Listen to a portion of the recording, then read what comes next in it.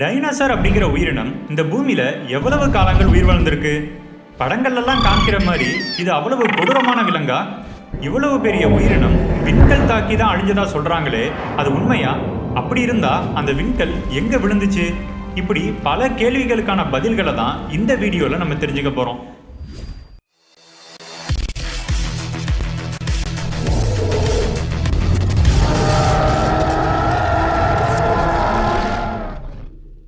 முதல்ல டைனோசர்னே ஒரு விலங்கு இருந்துச்சான்னு கேட்டிங்கன்னா இல்லைன்னு தான் சொல்லணும்.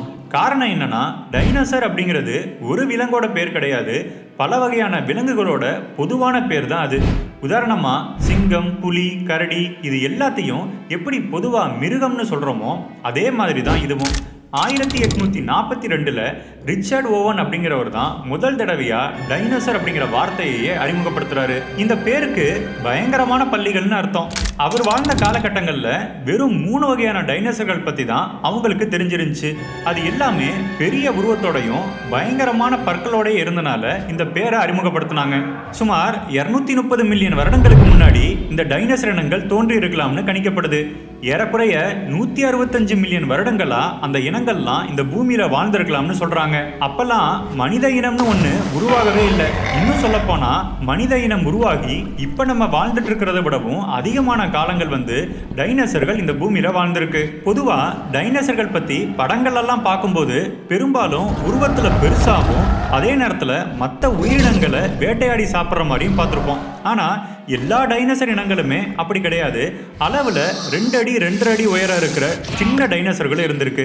உதாரணமாக மைக்ரோராப்டர். அதே மாதிரி தாவரங்களை மட்டுமே சாப்பிடக்கூடிய டைனோசர் இனங்களும் இருந்திருக்கு. அப்படிப்பட்ட ஒரு வகை தான் அர்ஜென்டினோசரஸ். இதோடைய நீளம் ஏறக்குறைய 100 அடியும் அதோட எடை 70 டன்னுக்கும் மேலே இருந்திருக்கலாம்னு சொல்கிறாங்க. ரொம்ப உயரமான மரத்தோட உச்சியில் இருக்கிற இலைகளை கூட ரொம்ப சுலபமாக சாப்பிட்ற அளவுக்கு அதோடைய கழுத்து ரொம்பவே நீளமாக இருந்திருக்கு. இப்படி நீளமான கழுத்தும் வாலும் இருக்கிற டைனோசர் இனங்களை தான் செரோபாட்னு சொல்லுவாங்க. கிட்டத்தட்ட 16 கோடி வருடங்களா இந்த பூமியில வாழ்ந்த டைனோசர்கள்லேயே 900க்கும் அதிகமான வகைகள் இருந்திருக்கலாம்னு தெரிய வந்திருக்கு. இவ்வளவு உயிரினங்களும் எப்படி அழிஞ்சிருக்கும் அப்படிங்கிறதுக்கு ஆரம்ப காலங்களில் 55 காரணங்கள் சொன்னாங்க. ஆனா கடைசியா ஒரு மிகப்பெரிய விண்கல் பூமியோட மோதனால தான் இவ்வளவு உயிரினங்களும் அழிஞ்சிச்சு அப்படிங்கிற கருத்து தான் பெரும்பாலான ஆராய்ச்சியாளர்களால ஏத்துக்கப்பட்டுச்சு. சரியா சொல்லணும்னா ஒரு மிகப்பெரிய விண்கல் பூமியோட மோதினதுக்கு அப்புறமா ஏற்பட்ட தொடர்ச்சியான விளைவுகள்னால தான் இந்த டைனோசர் இனமே அழிஞ்சிருக்கு.